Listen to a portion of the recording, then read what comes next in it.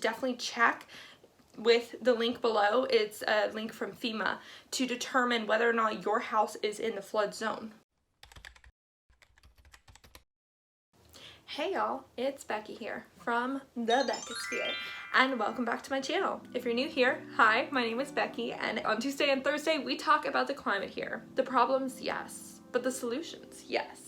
So if that sounds like something you would be interested in, go ahead and click that subscribe button below, hit the like, comment, share, all that good stuff. And today we are going to talk about flooding. Now, interesting enough, flooding is actually the most common form of natural disaster in the United States, occurring in 98% of counties. And as we have seen recently from the example of flooding occurring in Australia, it is a very common form of natural disaster throughout the world. We've seen it everywhere.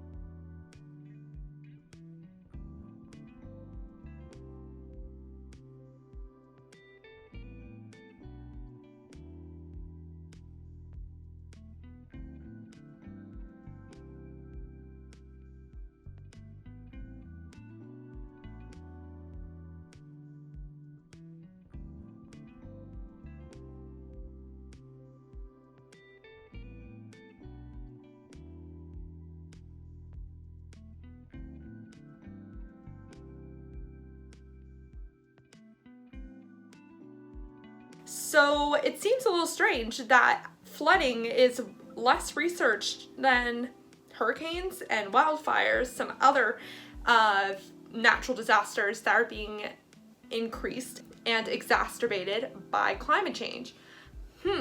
Interesting. The reason I believe why flooding is so hard to research is because there are so many causes of flooding. So flooding is basically when there is so much water in an area that the drainage systems, which are either man-made or natural, are unable to properly make it so that area isn't turned into a temporary lake. So that's what flooding is. So what causes flooding? Well, there's rainfall, which is something that we are seeing increase by climate change. In particular, in the Northeast, it is actually 27% moister than it was 100 years ago. So we are definitely seeing more precipitation in the air as the climate warms overall. And yet we are also seeing a decrease in snowpack. So that implies that more areas are too warm to allow snow to stay frozen, and so instead it just results in a lot of water on the ground. So that is way that climate change has and will continue to exacerbate rainfall, which is one factor that goes into flooding. Another one is sea level rise. And so obviously sea level rise has to do with climate change. So that's probably one of the biggest direct connections between flooding and climate change, is when flooding is caused by sea level rise. So we have already seen the sea rise by 7 to 8 feet since the year 1900. 3 of those inches are just from 1993 until now, which means that the sea is not only rising, but it also is rising in an accelerated rate instead of a consistent one. And a report found that in 2045, Charleston, South Carolina will experience 180 tidal floods per year, compared to only 11 that they experienced in 2014. So we're going to see, due to sea level rise, an increase of damaging tidal floods. And we're also seeing sea level rise impact other communities, such as Miami, by actually inundating the local area through the ground. The ground in Miami, for example, is made up of limestone, and limestone's very porous, and so they wouldn't be able to do anything like a seawall to protect themselves because the water actually comes from the ground. So that's another way that flooding is being made worse by climate change. Another factor that comes into play when considering flooding is hurricanes.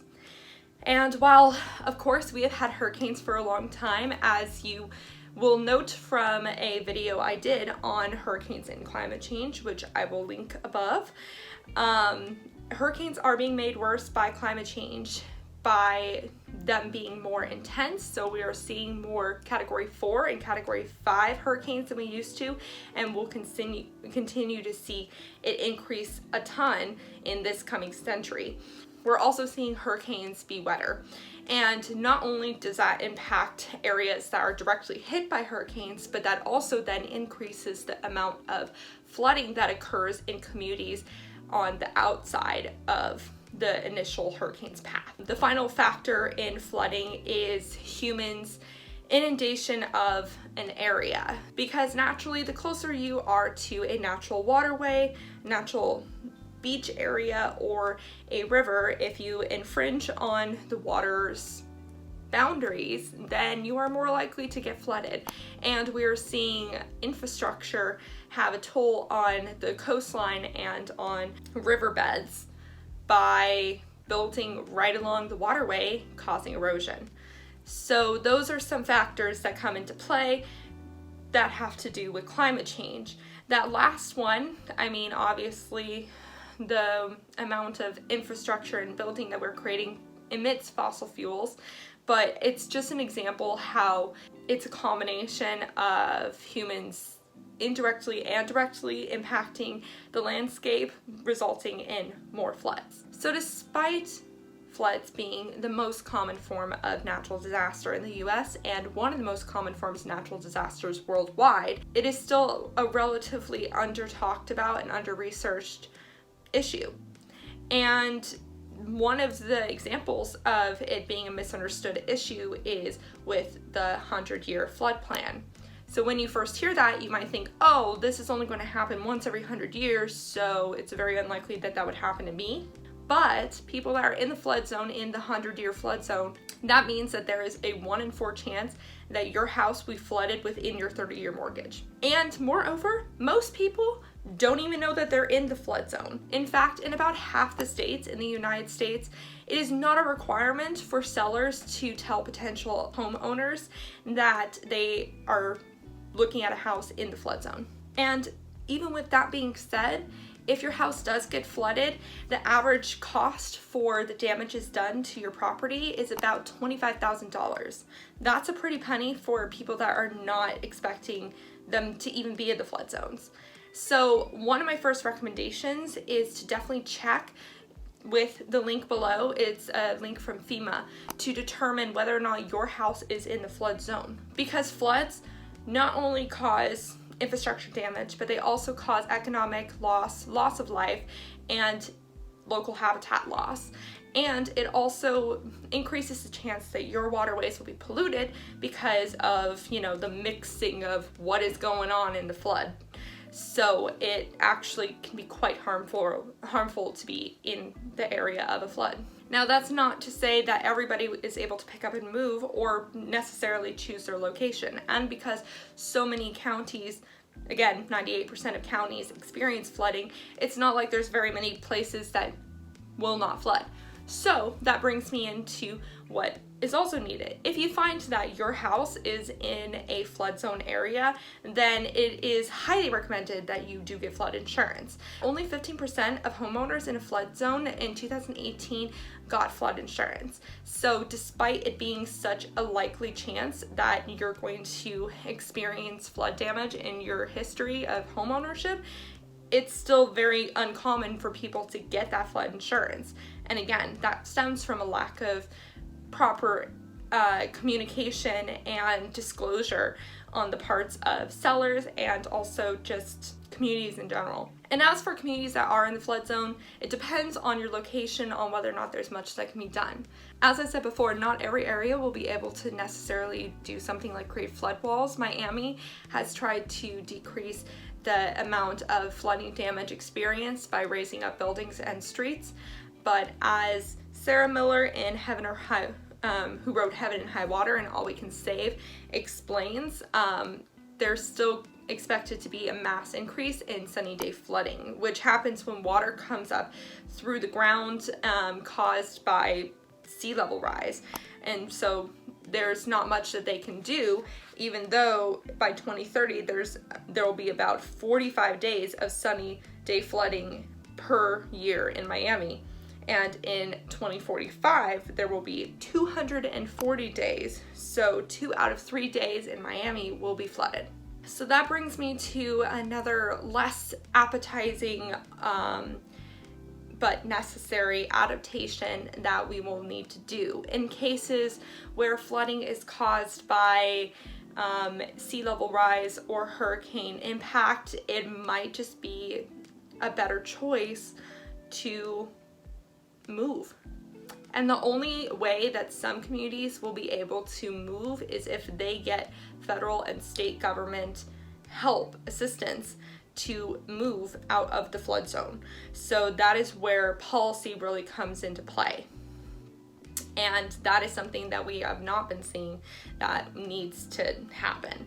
So that is where the money suck comes in, but unfortunately it's either we spend that money now to move people, or we will have to spend that money later on cleaning up the damage that will be done.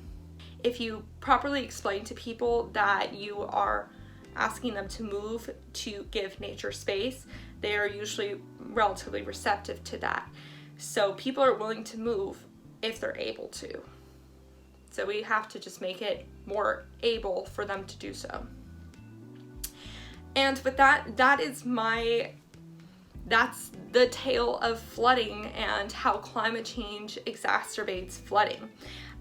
Please let me know if you find that you are in a flood zone. Definitely check out that resource below that I mentioned to see if your house is located in a flood zone. And if it is and you didn't know it was, definitely let me know in the comments below. I'm curious if that happens for any of y'all.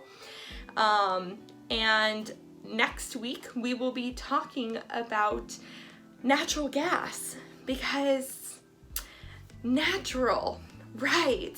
And don't forget, on Thursday we have the Climate Book Club at 6 p.m. Pacific Standard Time, reading all we can save. I hope you all have a wonderful rest of your day. Again, get the flood insurance if you are in the flood zone. Remember to talk about the climate every single day and to support your local news organizations, and I will see you all on Thursday. Bye.